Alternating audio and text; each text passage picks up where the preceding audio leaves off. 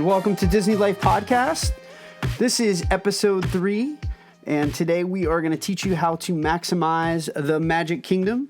I am your host, Marc Valentine, annual pass holder, Disney Vacation Club member, and avid Disney fan. And in today's episode, both my wife and I will be taking you on a tour of the Magic Kingdom. Lynda and I would like to give you some tips and tricks on how to maximize your time in this post-COVID kingdom. And just as always, I hope that you enjoyed our last 2 podcast episodes.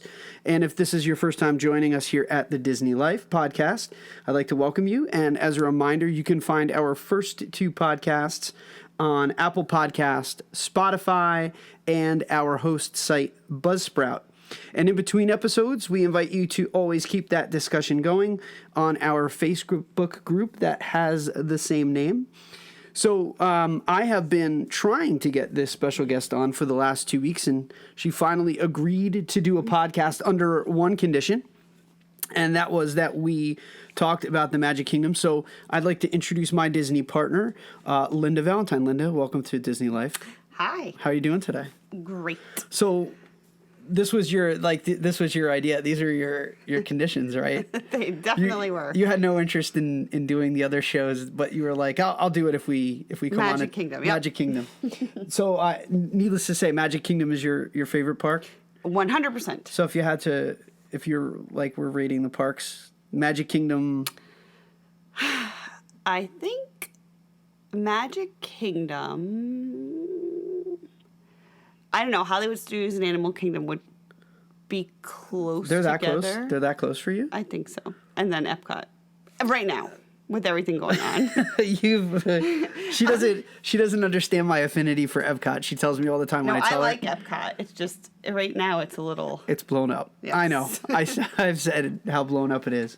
When we go alone, I love going to Epcot, but right now there's there's very little to do for the kids. Well, there, you're right. So right now there's not very much to do. There's not a lot of obviously with COVID, there's no character interaction, and the World Showcase massively depressed me the last time that we went. Yes. There was nothing open. Even the individuals from the various countries weren't there. While the cast members that are there are doing a great job, it did not feel like Epcot to me. So I'll give you that. Right now, Epcot is definitely has worked its way to the bottom of the list.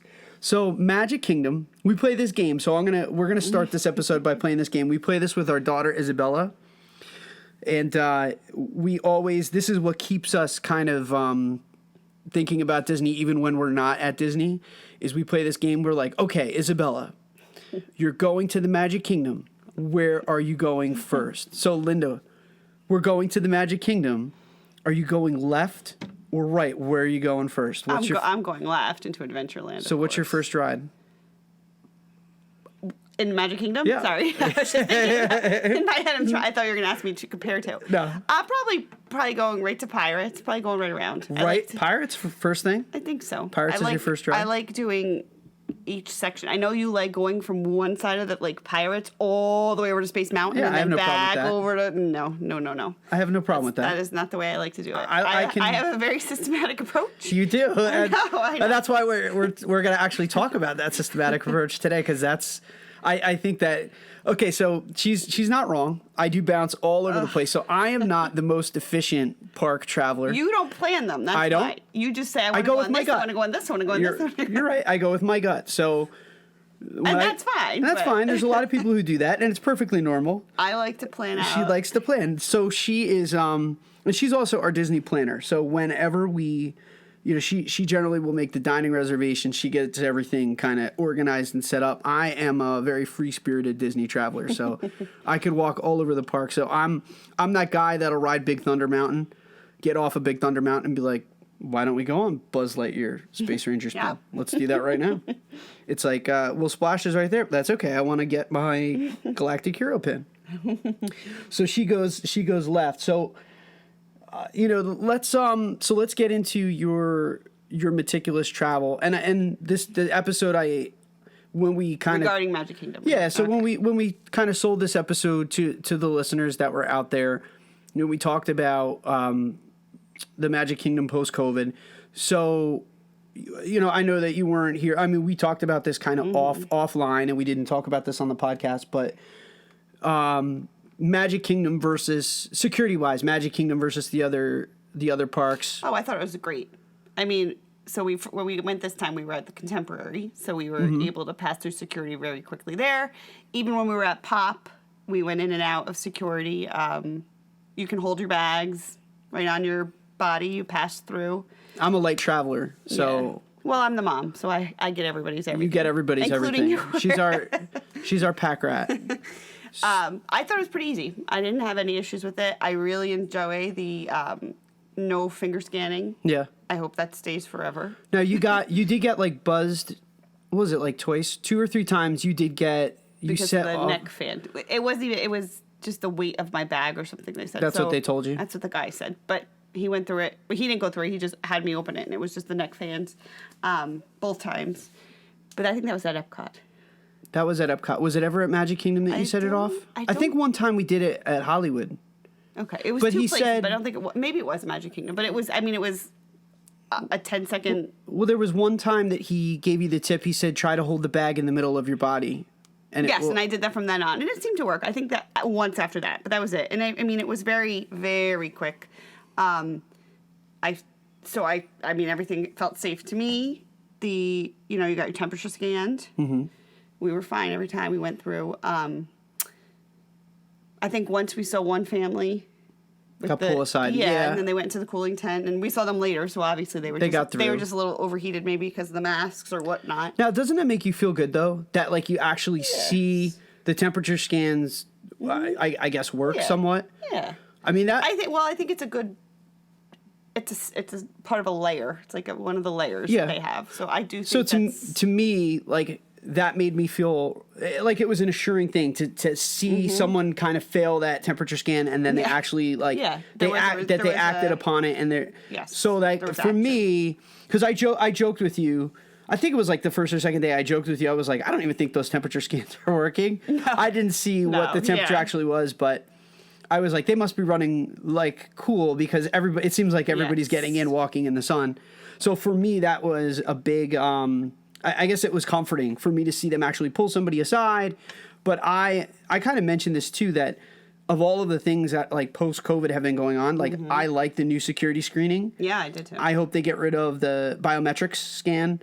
I don't like the fingerprint scan. Oh, no, like that just drives me crazy. I find like all the buildups at the gate always are because no one can get the biometric. I would say like half of them are from kids because they're touching. They're not. They're excited. They want to get in. This is a much better system. I hope this sticks around. Stays. Mm-hmm. Yes, absolutely. So I thought. So you get in. Yep. It's kind of like shocking to see Main Street USA. Well, just to see a space. Like space. We danced. We held our arms out. We held our arms out. We were people wide. Yeah. We did the thing that generally drives me a little crazy, where we yellow brick road it. Yes, it was. We were like Dorothy and the Tin Man and Scarecrow. But we've been many times over the past couple of years. We always go in August. Yeah, I've never seen Main Street like that. You can't. Well, I mean, Main Street is crowded. It's crowded all the time, but it's what you get used to. You like it. It's part of why I like Magic Kingdom because it's like. It's Disney. You walk in, it's packed. Did it diminish? Awesome. No, I liked it. It was a completely different experience. Because I've been talking about that specific topic on Facebook with a lot of people. Like, it seems like that's the question the last 2 or 3 days on Facebook. Is everyone says, hey, I have a trip in October, I have a trip in September. Mm-hmm. I keep reading that it's depressing. Oh, I didn't think it was depressing at all. I mean, if you're going there specifically for character meet and greets, you're not going to get that. It's not the same. But I think if this was your first Disney experience, you don't know any different, and it's still magical. It's still, you still. I agree. It's the castle, It's Disney. I did not. I thought it was great. I don't think Epcot and COVID have anything to do with each other. Epcot was going to be like that no matter what. So to me, it's going to be a while. That's fair. Before Epcot is back up. Well, we made a lot of jokes about Epcot even before COVID. Yeah, that's what I mean. So we knew it has to be done. They need to update that park. So why not keep continuing on during this? But I don't think so. I think it was great. Was there anything that was closed in Magic Kingdom? The spring rolls. Well, there's some dining location, like Casey's Corner. But, I mean, I those joked aren't- about the smell of ketchup was gone. I mean, we don't. We do Casey's once or twice a trip. Yeah. I mean, I asked I Bella, missed my spring rolls. Well, I asked Bella, I'm like, was it different? And she's like, no. So, I mean, like, it's coming from someone, she didn't really feel like it was any different. I mean, she liked the fact that, you know, we rode, Kali River Rapids 4 times in a row. Mm-hmm. Did you miss fast passes, though? I kind of miss fast passes. Oh, yes. I mean, there were a few things that were long. I mean, we waited, not long. Splash Mountain was long. It was, I mean, we've seen that with a 2-hour wait before, so. Yeah. 40 minutes. Yeah, for what we were experiencing, that did seem very long. Yeah. Well, walk on at Space Mountain was pretty cool. Yep. I mean, you never see that. I mean, Seven Dwarfs was yeah, but Mine Train. Wait, but as always. Yeah, but that's like 45 minutes wait for Mine Train versus what is it usually an hour, Also, hour and a half minimum. I mean, the line that they had for that was huge. They socially distanced you from the minute you walked in that line. I mean, that was, I think, also added. It's to that. Deceptive. Yes. So and that's the thing about that park versus some of the other ones. The way that they queue. It's like Animal Kingdom, for instance. Like there's not a single queue that you noted. Well, first of all, Animal Kingdom is so big, you never even saw a queue at Animal Kingdom. Period. Nope. But Epcot, there wasn't. I really don't remember many queues. Like Test Track had a tiny queue Frozen, out in the front. Walked on. I mean, there was a line. Frozen had a huge line. You're right. It was 10 minutes. Mm-hmm. I mean, we were talking, and you know, we've never ever gone on Frozen ever after without a fast pass, so we got to see that line, which was kind of cool. We did. Well, that was also that was a cool thing. Mm-hmm. In Magic Kingdom, so Peter Pan, we go on all the time, but we never do that without a fast pass. Never. So we've never seen the queue. On the way out, that one night that we had dinner at the Jungle. Yep. No, where were we? Liberty Tree. That was Liberty Tree that one night. We walked past Peter Pan, and there was nobody outside. I first thought it was closed. Not even a 5-minute wait. And it wasn't closed, so we went into the the regular line. Yep. And we've never ever seen that, so that was pretty. Yeah, cool. That was very cool. If you have never ever done it before without it, it's worth it. It was very neat. Yeah. So one of the added bonuses, I guess you could say, of a post-COVID Magic Kingdom trip, because of the lack of fast pass or just the low lines, is you get to see.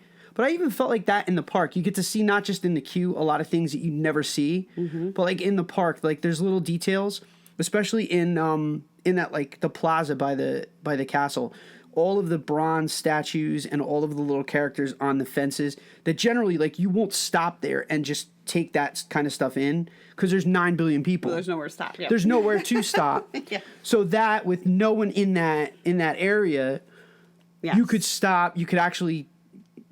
And not even people watch you, but you could just like take in the scenery. Yeah, it was different. I mean, it was different, but like I said, I don't know. It's hard for me to compare like during. It's a different experience. It's a different experience. I don't think it's any less of an experience. You know, I did miss fireworks. I mean, those are nice, but you know how many times I've been like, we're out of here. Like, I don't want to sit in a crowd of 75,000 million people around me while we're watching fireworks. You see it once. But I like the dessert parties. Yeah. I like those little things. So that I did miss. Once you do the dessert party, I feel like you're spoiled when it comes to fireworks. Yeah, I mean, those are, but if you're talking about things like how it's different, that would be something that I would say, yes, I did miss that. Could they have done, I guess they could have done something similar, but I mean, you can't really, I guess not. You can't really have a buffet type of a deal now. But that was one thing. But I asked Bella, she didn't really miss that at all. She's like, it's fine. I did miss the fireworks. She was all right. I missed park hopping. That is the one drawback, I would say, at this point. I think I miss it, though, more from the dining standpoint than I actually do about attractions. Because we'll like to go to the Magic Kingdom for the day and then go and eat, and like Epcot, to use Epcot. Use Epcot as a perfect example. Yep. We love the food over in the World Showcase. Mm-hmm. So you can only do that on your Epcot day. Mm-hmm. So you kind of had to be really picky and choosy with. And I know everybody's talking about, the reduced hours. I don't know. You could do Magic Kingdom. If you got there at 9 o'clock, you could be done with every ride you wanted to go on by. Okay, so let's talk about that. 12. Okay, so that's that. Let's talk about that, because that is, I think that was like the meat and potatoes of what we really wanted to get into. So, do you have to rope drop to do that? Like, do I have... At this point in time, from when we went in the very beginning of August, no, you don't have to rope drop. We never rope drop. No, Magic I Kingdom. would say to be arriving half hour after opening, I think was the best. Yeah.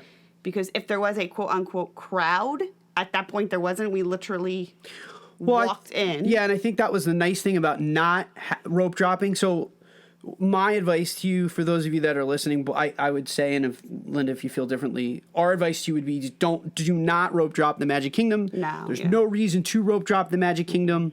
You're actually going to have a more enjoyable security experience and just a generally less crowded experience if you don't go at the initial rush. And I mean, you have if you're spending the entire day there, there's no reason why you don't want to wait half an hour for Seven Dwarfs Mine Train or 40 minutes for Splash Mountain. You will get on everything else in there. So we went and maybe a half hour, 45 minutes after rope drop. It's not like we got there 2 hours after. We would go maybe a half hour, 45 minutes after rope drop. Mm-hmm. So if the Magic Kingdom opened at 9, I think we were there almost like 9:30, maybe some days 10 o'clock.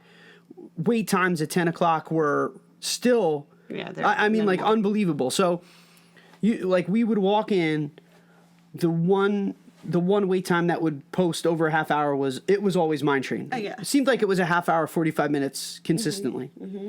But at 10:30, 10:45, Splash Mountain was still 15 minutes. Big Thunder Mountain was still 15 minutes. Mm-hmm. Space Mountain was Pirates was 5. 5. Yep. Pirates was 5. I mean, Buzz Lightyear was a walk on. Nobody was there. I think Astro Orbiter was 10, was 15. But that elevator. Yeah, that elevator, that seems to always queue. Yeah. But I was really sad. Yeah. I don't think you have to rope drop. And I even preferred it because it was hot. So we would leave. We left around lunchtime. If we weren't having lunch there, we left at lunchtime. We went back. We swam. We came back around like 2 or 3. Crowds at 2 and 3 were there was nobody there. Nobody. I think I think a lot of that is because, well, it's twofold. If you're an annual pass holder, a lot of times they don't come for the full day. They don't stay for the full day. They go to do whatever the experience is and then they leave. Right. So by 2 or 3, many of the annual pass holders would start to head home for dinner. I think by 2 or 3, even the people that were just vacationing were done riding all the rides. Yeah. So yeah. I mean, I don't think so. If you're going to rope drop, maybe the only reason to rope drop would be to get right on Seven Dwarfs Mine Train. But my advice would be to them would almost be get your mountains done. So go to the park, get your mountains done. I would. My first pick, if you had to ask me, would be do Splash Mountain first because of the changeover that's coming at Splash Mountain. Almost every day, Splash Mountain would work its way up to about 35 or 40 minutes later on in the day. So I think almost every time we went, right, Splash Mountain was our first stop. Yep. And we almost walked on every single time Splash Mountain right away. Right. Then right over to Big Thunder Mountain, which we, again, walked right on because it was a maybe 10 or 15 minute wait. We did Pirates. Haunted Mansion, and then we kind of like worked our way over. That was your meticulous, like, let's do this. If it was up to me, I would have done. You would have went Space Mountain, Splash Mountain, Pirates. Oh, let's go over to Buzz. Oh, Mark has a little Magic Kingdom ADHD. Like whatever. Whatever pops into your head at that moment. That's it. Let's go. I ping pong. I ping pong all over the place. It's okay. Listen. But that's also why I'm a galactic hero. I can multitask. All right, so fun fact about Lynda is she is a bona fide galactic hero. So my Space Ranger spin prowess, to speak of the Magic Kingdom, is all the result of meticulous research on Google to find out which targets on Space Ranger spin will yield the highest point total to allow me to hit 999,999 points. So, was it two or 3 trips ago? No, it was last summer. Yeah, right? Last summer. So it was last summer. You weren't even riding in the car. No, I was in, you were in the car. I was by myself. You were by yourself. Yeah. I was riding with Isabella. And then all of a sudden... It was late. It was right before... It was very late. Yeah. It was right before closing.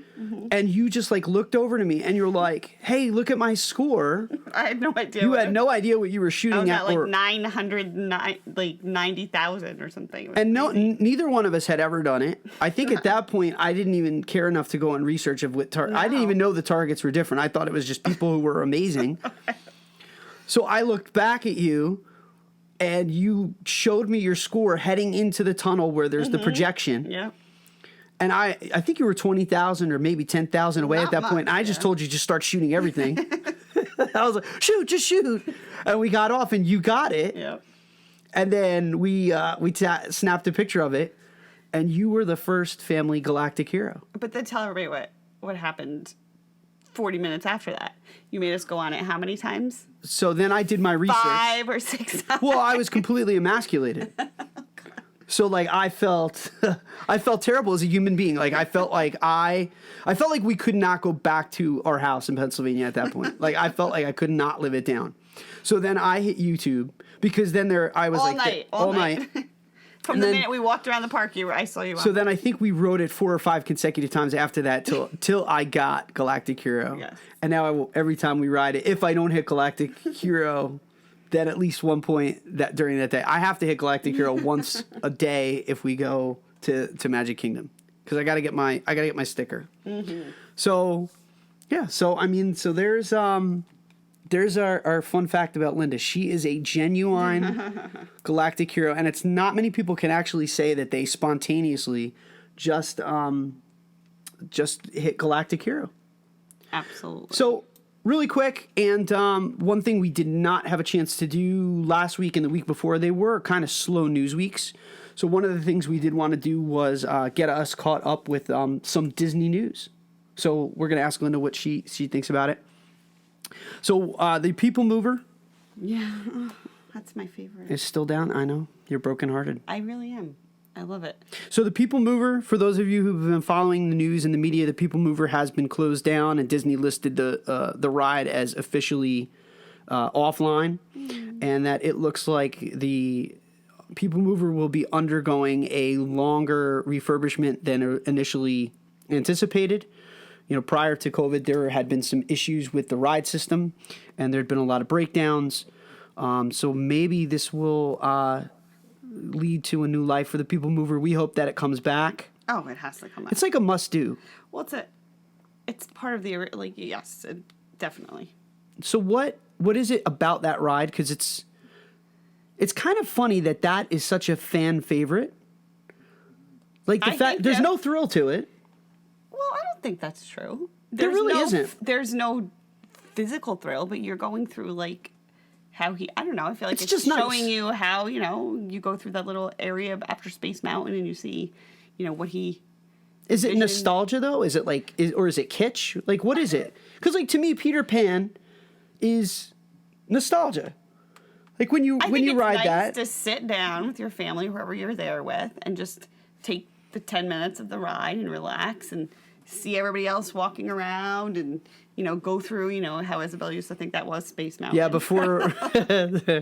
before she was old enough and tall enough to ride Space Mountain, we used to tell her that was Space Mountain. The People Mover was Space Mountain. So she would always ask us to go on Space Mountain. Sure. No, but I just like it. I think it's a good, easy family. Everyone can ride that. It's just nice. I like it. It's a relaxing one. Well, whenever we meet friends, too, that seems to be the go-to ride. Yeah, well, you can talk. You can plan out a little bit. And you're still, like, Get that nice breeze. Yeah, you get to see Tron and Works over there. And well, speaking of Tron, so for those of you who do not know, construction resumed this week on the Tron Light Cycle Run.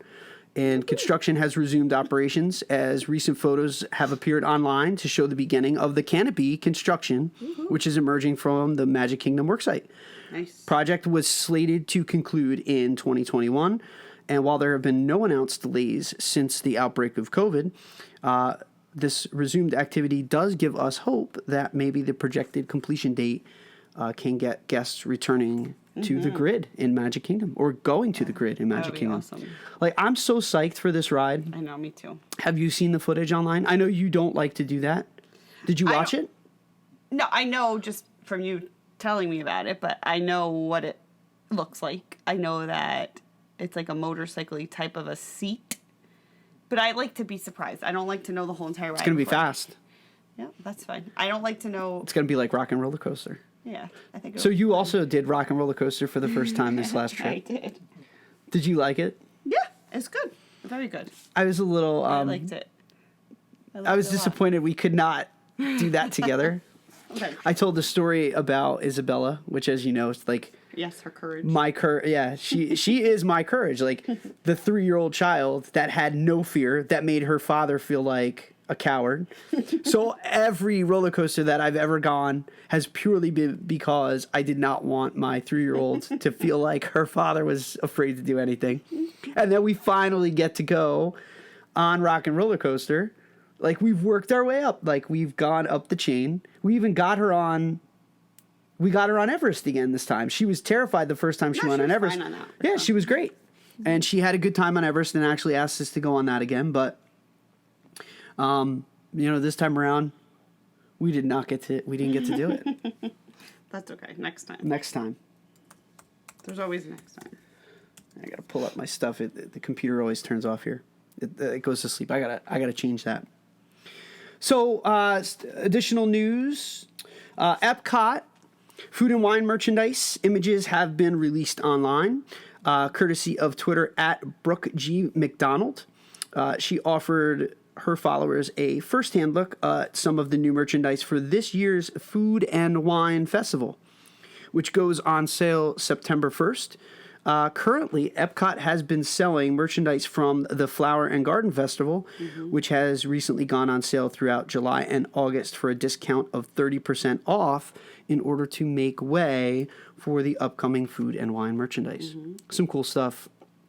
I'm kind of disappointed that the Flower and Garden stuff was up when we went because they have these really cool drink glasses. They say pass holder.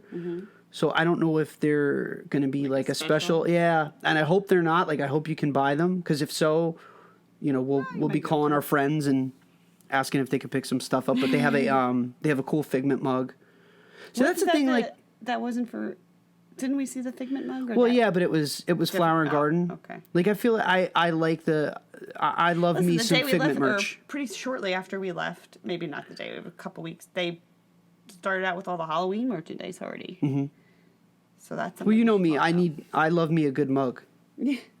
It's not a Disney trip unless I get me a new mug. They're going to be decorating soon. They are going to be decorating soon. Do you think Mickey and Minnie's Christmas party is going to happen? Minnie's. I hope. I just crossed my fingers. I hope so. I know a lot of people have been asking about the Back to Magic. See, I don't know how they make it happen. I don't know, but I know that it's nice that they are decorating the parks. What'd they say, September 15th? Yep. In that time. And it looks like you can wear costumes. Everyone. Yep, everyone is allowed to wear costumes. That's good. Well, it's kind of like Halloween light. It'll be good. I think that's fine. You got to bring. That's good. I'm glad they're doing that. But how do you have the Christmas party? I don't know. I mean, if they continue with the no fireworks kick. No parades. That is my most favorite. Like, what is there to do? That is probably my favorite trip. It is. If Bella was there, it would have been. I mean, that obviously would have been perfect. But it's my favorite alone trip that we did was that. It's just awesome. I mean, you cannot beat Magic Kingdom at Christmas. No, but I mean, in my opinion, the heart of any, whether it's Halloween or Christmas, the heart of it is the parades and the fireworks. How do you have those and do social distancing? Well, the parades, they did those Yeah, but so they're gonna have like the little cavalcades. Cavalcade, yeah. Thank you. Sorry. Yeah. It's the fun. It's the joy of doing live radio. I was like spitting out the words. It's okay. I hope so. I mean, deep down, I don't think they're going to have it, but I really hope they do. So I don't want to say that too loud. I hope they have something of it. Like I said, that was the best. I think that is by far the best parade. Even though when we had gone the one time, it was what drinking hot chocolate at 85 degrees. It was. You mean that wasn't comfortable? It was hot. We go to the Christmas party, and they give you like the cookies are delicious, and it's like hot apple cider, right? And hot cocoa. Yeah. But it was 85 degrees the week that we went. It was a weekend that we went. In December. Yeah. Yep. And it was just ungodly hot. And you're like, oh, this hot cocoa is so good. I'm like, who wants to drink hot cocoa at 85 degrees? I was like, hot. where was that slushy? Get me that icy again. I want the icy. Annie's, I think, right? Or the It was Annie's over. Galactic, what is that little one by? Yeah, it was over by Space Ranger Spin, or the one that's across from the Speedway. Or something? Or I don't know. I don't know. Something? I don't know. We're just starting to discover a lot of the Little, the little quick service stuff. I mean, we were like devout dining plan people. Like we would always do a lot of sit down stuff. But we've kind of changed. Yeah. But that's what's nice and fun about going again and again and again is you always get a chance to kind of change it up. Yeah. But number 4? Mm-hmm. Oh. I just couldn't see it. You want to push the envelope? So she don't know thinks what you have up there. I talk too much in these, so she wants to push it. Lynda wants these episodes to be a concise 15 minutes. No, half hour's perfect. Half hour's perfect. I don't know. I can't tell right now what we're pushing. It's just the metronome is just going on. So to get back to news, the extended furlough as a result of the extended closures, it appears that Disney has begun notifying some of its employees of an indefinite furlough as a result of low attendance, with some estimates placing attendance down as high as 80% in domestic parks. Wow. Yeah. Recently, Disney began its annual tradition of cutting hours in the fall in all of its theme parks and announced the cancellation of its Halloween party back in the summer. Mm-hmm. See, I think they'll... Well, I mean... they always reduce hours. That's so there's a human... Yes, the sad part of this headline, there's a human element to it. And seeing the low attendance at the parks, it's very sad. Yeah. It's sad that they don't have the demand right now to hire back all of these individuals. It is. While it's great that the parks are so empty, you do realize that there's a downside to that, and the human element of it is that they just can't afford to bring back people and open all the restaurants, and that's the bummer piece of it. While it's cool when you enjoy yourself being able to dance on Main Street, the other side of that is there's people that are not at work because there's just not enough money. The one thing though that I will say that we've talked about is like this whole to do about Disney cutting hours. Like people are trying to make that the headline that the cutting of hours is a byproduct of the bad attendance. I mean, it might be in the mix of it, but they always cut hours. So fall, they always cut hours. I mean, obviously, kids are going back to school. Magic Kingdom probably isn't closing at 6:00 normally, or what is it, 7? No, 6. I have to look at the specific times. I just didn't list them, but they always do cut hours. I mean, I don't. September, the first few weeks of September. I would have been pretty shocked if they did not cut them further. I mean, if they're not increasing capacity at the park. Not to beat a dead horse, but Epcot, to me, is going to be the ultimate casualty of this. So Epcot did go from 9:00 down back to 7. Mm-hmm. So for those individuals who have the Epcot after 4 passes, they can go at 2. Right.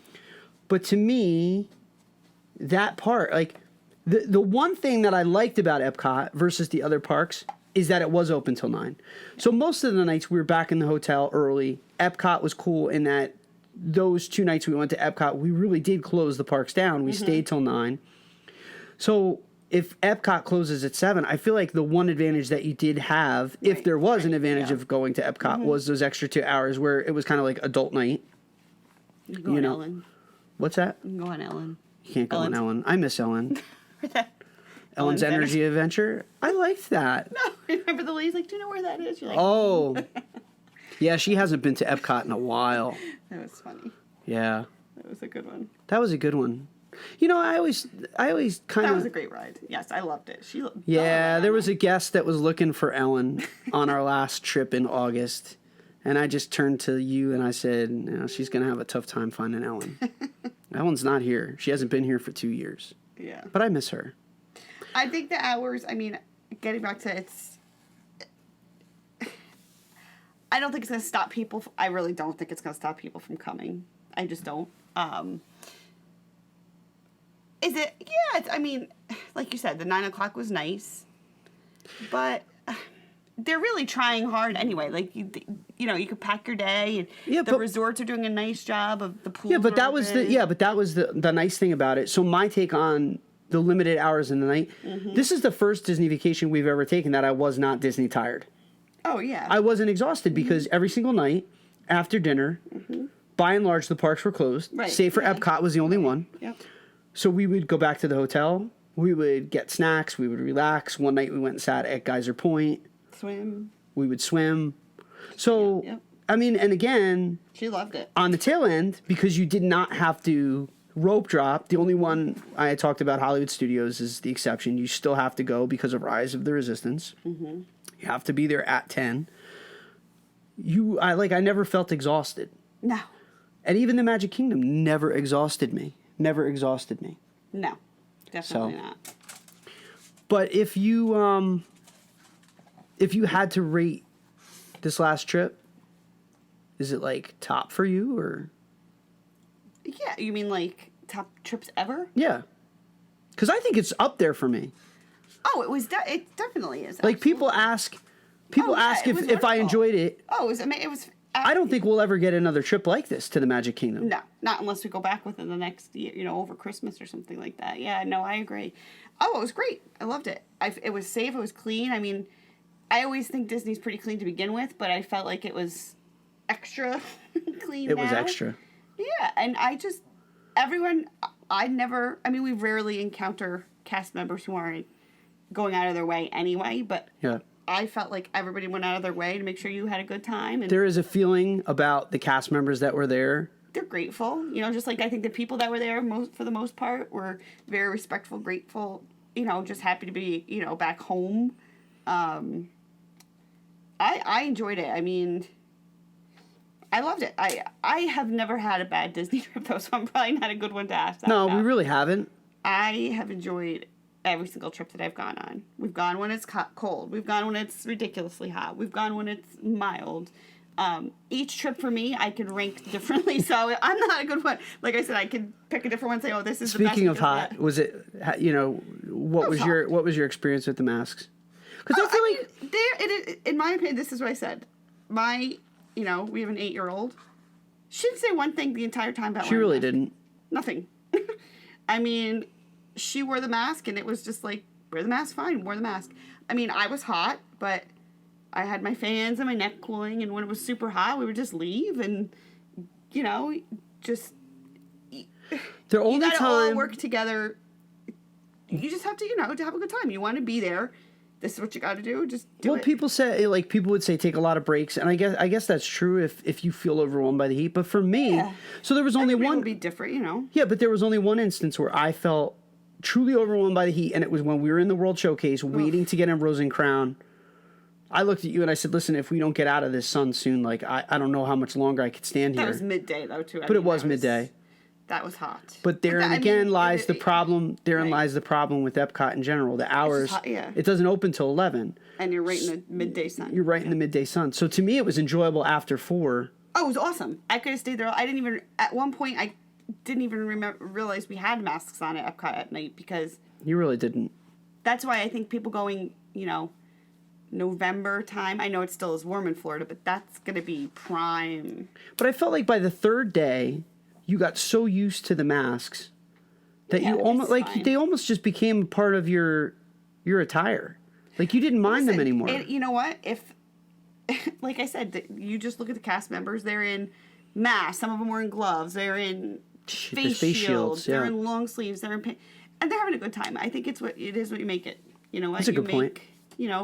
We were fine. It was hot, but you know what? You're in Florida. But you're in Disney. Disney, and it's, like Bella said, it's fun. Yeah. It's Florida. It's Disney. I mean, and I say that all the time to people, a little bit of perspective.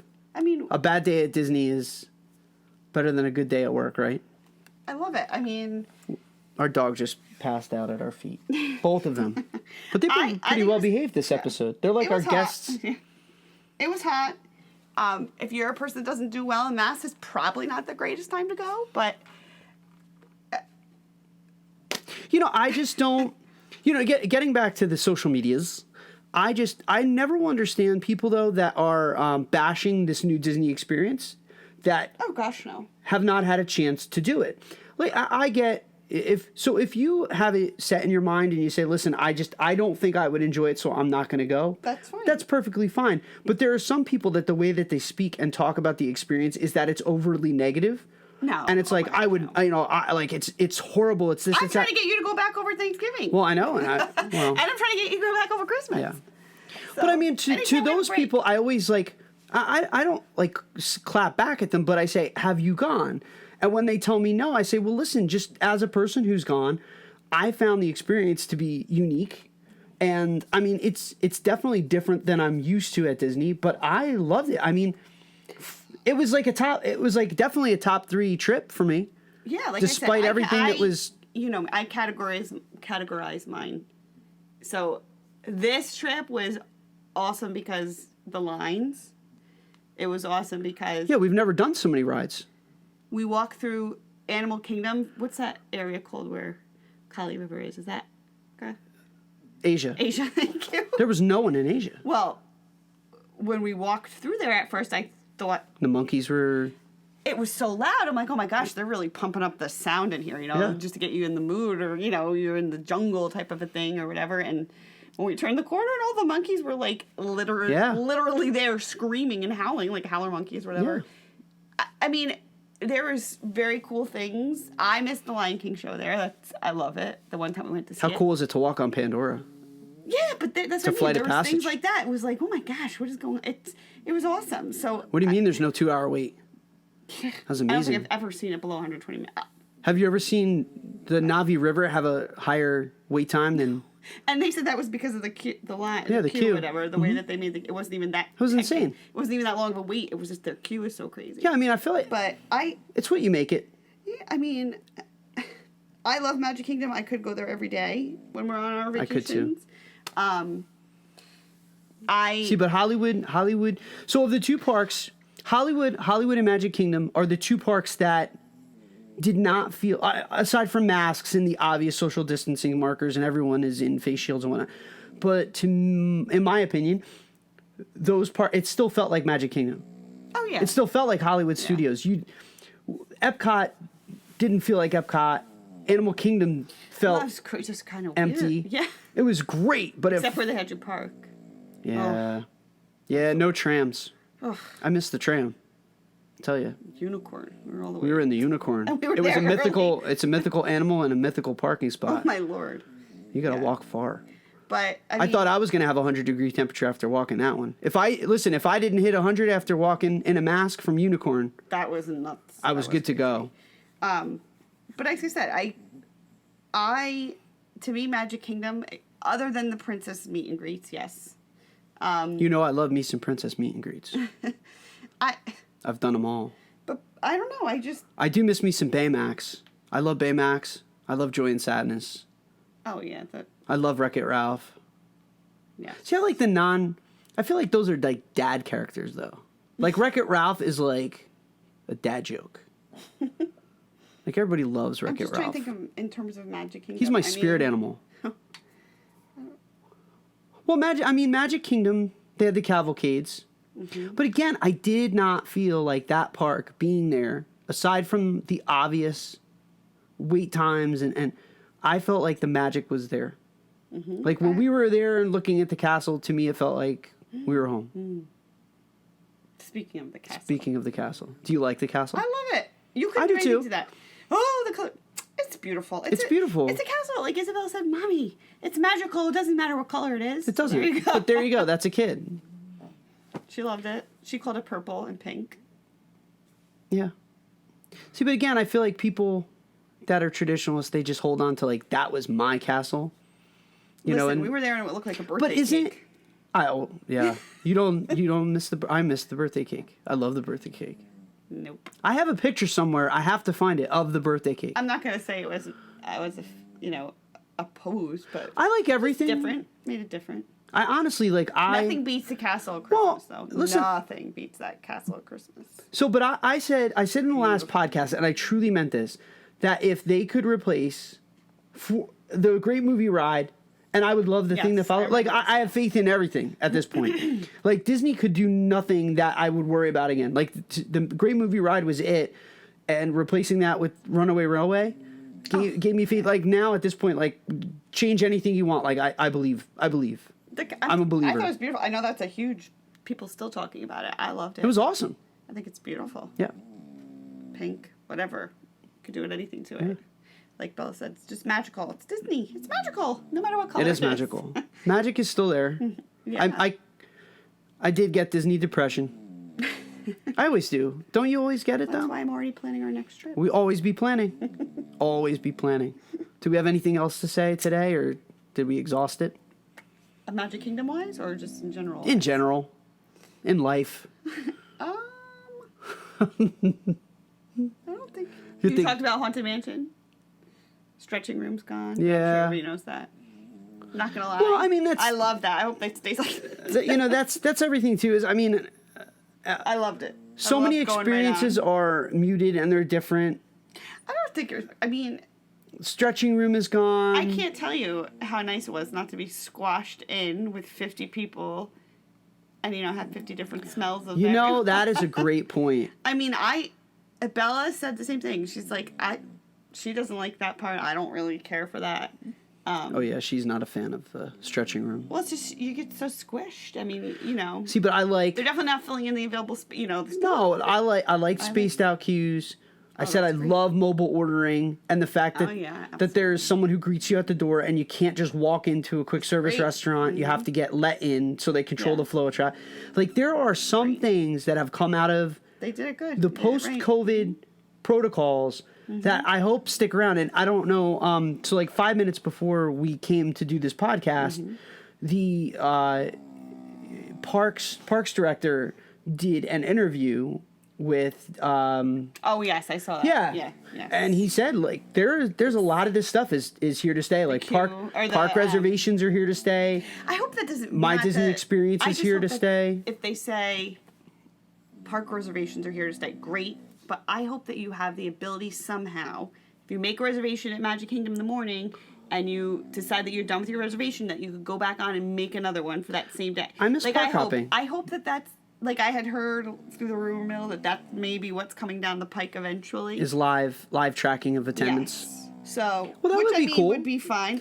I just like you said, I do miss going to Magic Kingdom and then having dinner at Epcot, or going to Epcot and then being like, oh, let's go to Yak and Yeti. I mean, not that we do that often, but we do like this. No, for the one-off, for the 2 or 3 times that you do it in your week. Because we would normally do Animal Kingdom in 3 hours. Mm-hmm. And then we've never stayed at Animal Kingdom from rope drop to probably the first time we were there. Not even. Pretty late though. I mean, the only time that we would ever go back at night. I mean, come on, let's be honest, because we're not is to go see Pandora at night, illuminated. Mm-hmm. I mean, it's not like we go and do. Yeah, it's not like we do. I mean, and there's not a lot to do in the park at night. No. She's snoring. I wonder if that's picking up. Our dog is passed out and is snoring away. Oh, it's Finley. Well, with that, I think she's giving us a cue. All right, folks, wrap it up. I'm sleeping. Well, that does it for another episode of Disney Life. And in our next episode, we are going to have a special guest joining us from the Facebook group, very popular group, which is exploding in terms of its numbers, for the love of Disney World. The page admin and travel agent Melissa Eckler, is going to be joining our show to give us some expert travel tips. She's amazing. Yep, and talk about some of the magic behind their Facebook community. Thank you so much, Lynn. This was fun. It was. And thank you to the listeners. Thank you for joining us today as we live our very best Disney life. We wish you all a wonderful week ahead, and we hope that your week is filled with some faith, trust, and pixie dust. Bye. Take care.